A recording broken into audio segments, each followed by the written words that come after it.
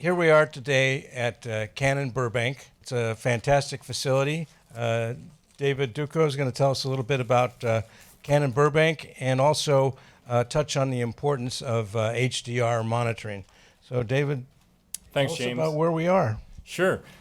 We're here at Canon Burbank on a lovely Saturday afternoon, and I want to welcome you as part of the community, the filmmaking community. This is a post-oriented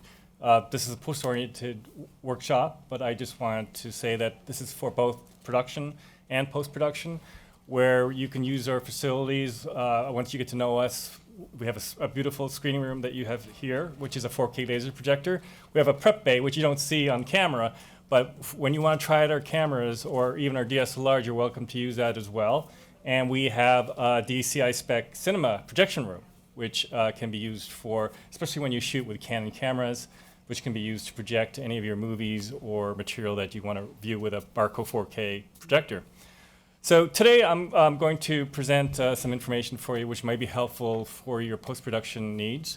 I'm a technical specialist here. I have been representing Canon reference displays as well for the last 4 years.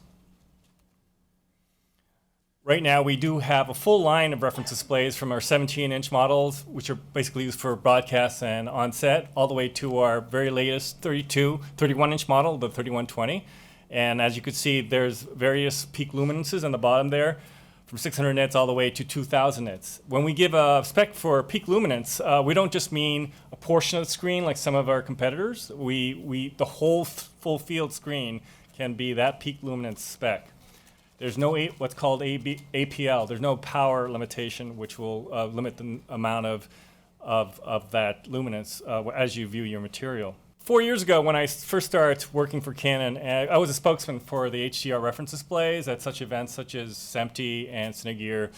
And part of our marketing effort back then was try to educate everyone who was visiting the booth as to why you should monitor an HDR on set and for post-production. And I think as we've evolved as a community and as an industry, I think more and more of you are aware of what HDR is, what those standards are, and that it's not just a fad. Primarily, the reason why we're all become aware of it is because all the major studios that you see up there, they produce shows and movies now in HDR. They may not be streaming this HDR, but you can bet that they're actually archiving HDR masters. And so when you as a post facility are mastering for HDR, there's just no shortcut around it. You need an HDR reference display. You can't be using an HDMI TV, not if you want to work for, deliver for a studio or anything that requires Dolby certification. So this is all driven by consumers and the consumer demand for HDR television sets. Samsung, LG, other manufacturers are producing some really fabulous TVs now. And that goes also for theatrical projection systems such as Dolby Vision, IMAX, and also Samsung's LED wall. All this has required that in post-production, your facility needs to be able to deliver HDR masters and HDR trim passes, as well as SDR. I just want to touch on briefly on actual acquisition in HDR, because this is important too. In order for you to color grade HDR material that looks great, you need, of course, good sources, garbage in, garbage out, quality in, quality out. So my recommendation for you really quickly is that one, you have to shoot with a wide dynamic range acquisition curve. For Canon, that's Canon Log 2 or Canon Log 3, which can capture 14, 15 stops of dynamic range. The other manufacturers have their own log curves. You should shoot in RAW if possible. If not RAW, then you should shoot at a high bit depth RGB video codec. So that means that you shoot in RAW at 16-bit linear, or if a log curve is baked in, such as in our RAW, you shoot with a 12-bit log curve, and that's Canon RAW Lite. Of course, on set, in order for you to view the material and have the best kind of preview for your color grading session, you should have a HDR display on set as well.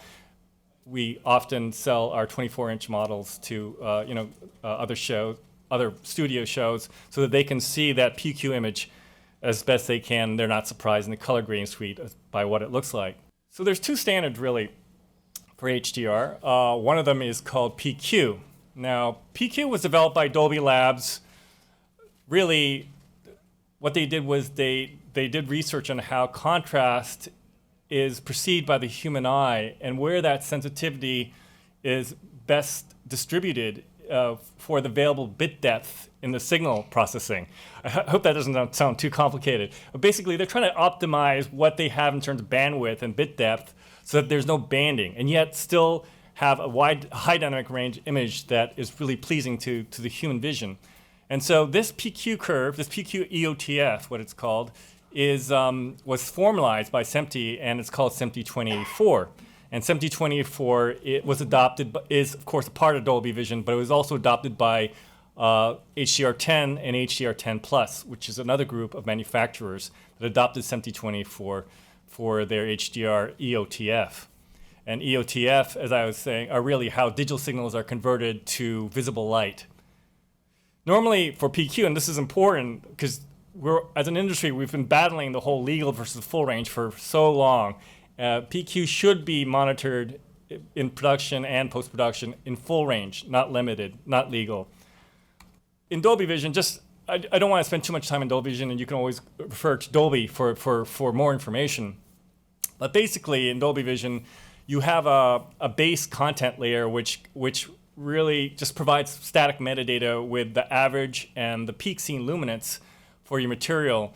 But there's also something unique to Dolby Vision, and this is why you need a Dolby CMU and create Dolby metadata. And on top of this static layer there's a dynamic metadata layer which will basically reconcile what you see on and what you're color grading for on your HDR reference display to the millions of HDR TVs that are out there of different capabilities. I think this was touched upon by some earlier speakers, but an HDR TV can be anywhere from 500 nits to 1700 nits right now.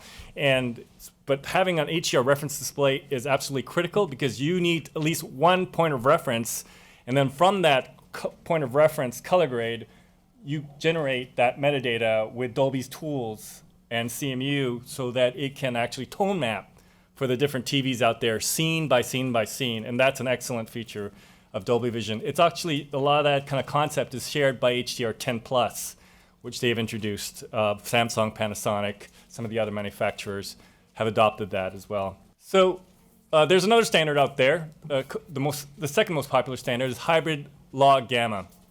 And hybrid log gamma was developed by BBC and NHK as a broadcast standard. You can, of course, BBC and NHK are broadcasters.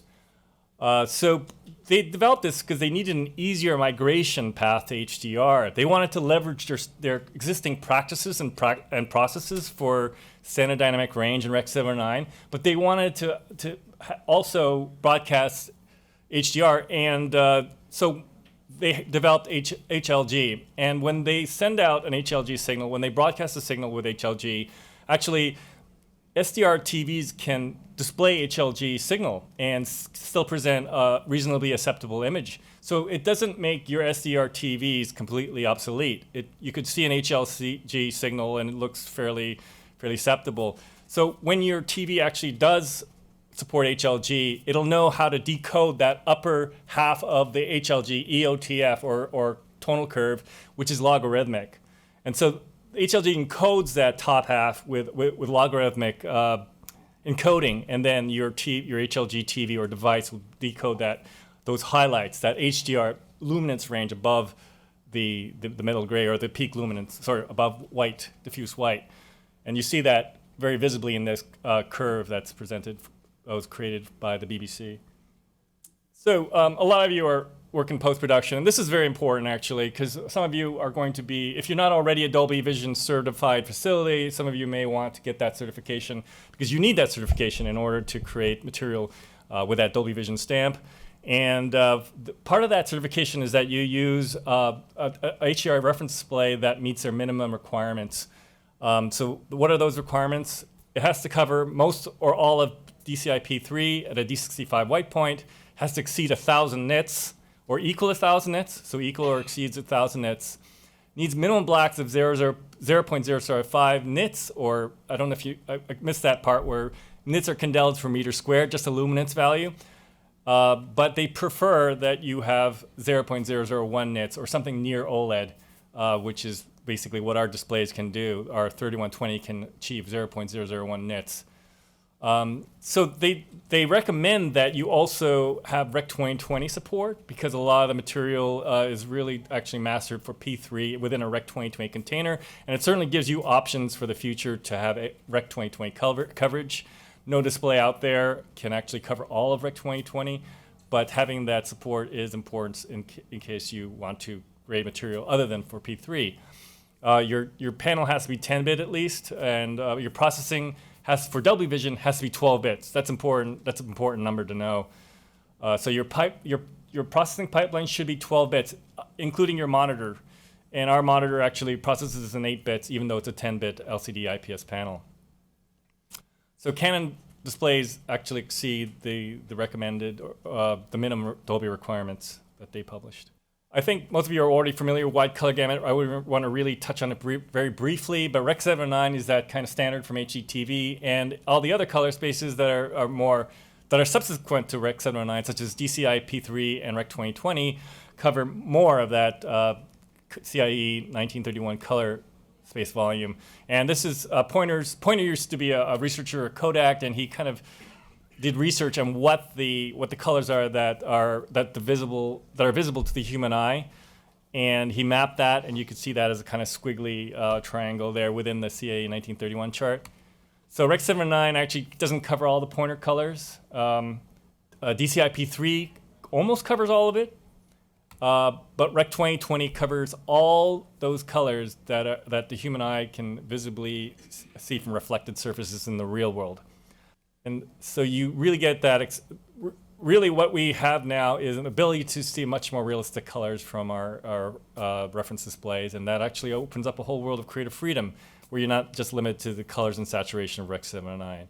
When you're shooting for log or Rec 709, there's already existing reference IRE values, IRE of 18%, for example, for middle gray.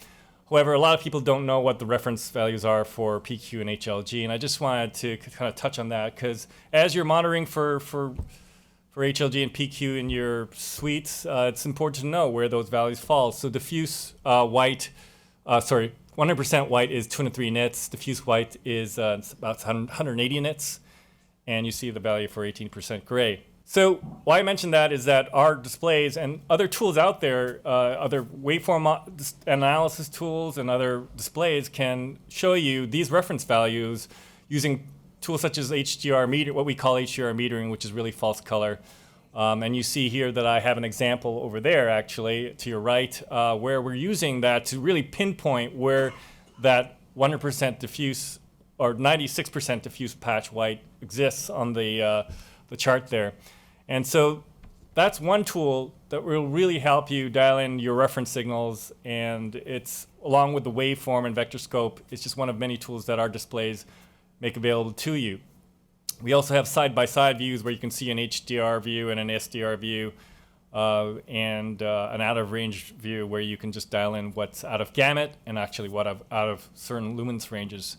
We also even have a kind of a pseudo max CLL and a max FL, meaning average luminance and peak luminance chart there, or graph there, that is real time, and that will give you kind of an idea of what your static metadata is going to look like.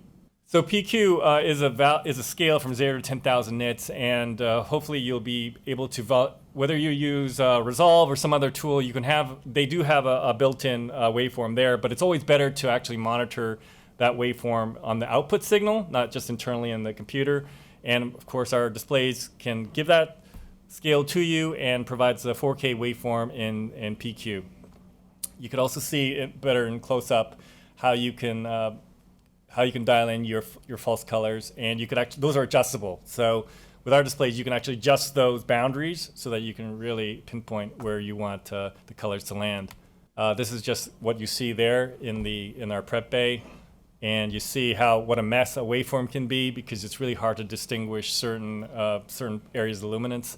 But with HDR metering or HDR false color, you could actually, again, dial it in exactly, and it really helps for you to use that feature, especially on set when you're trying to expose properly for HDR. We have 4 inputs, so we're on one of the few manufacturers where our 3120 and our our modern line of HDR reference displays can actually show you four images at once and with 4 different LUTs. One of the few manufacturers that can show you 4 different LUTs, 4 different 2K images. Or we can show you 2 side-by-side 4K downsampled images on our 4K reference displays, and they're all 4K. This is an example again of the 2084 PQ scale from 0 to 10,000. You see this hybrid log gamma scale. So most of the time when you're monitoring for hybrid log gamma, it's from 0 to 1,000. Hybrid log gamma can exceed 1,000, but most of the time people are using hybrid log gamma within the 0 to 1,000 nit range. And Canon displays, like I said, they support 3D LUTs at various grid sizes all the way up to 64 times. You just load that in through a USB stick. So you can create a LUT in Resolve or any other program, your favorite, like Baselight or Seamless Light Scratch as a cube, and then you can import it into our displays through the USB stick. So just in summary, again, just expose probably with your log curve. Make sure you get the reference levels right there, and then monitor on set for PQ or HLG. And then similarly in post-production, monitor with PQ and HLG for your finished to Dolby Vision or HDR10 or hybrid log gamma, and use the tools available to you to really get that signal right. Thank you. Thank you very much, David. Thank you.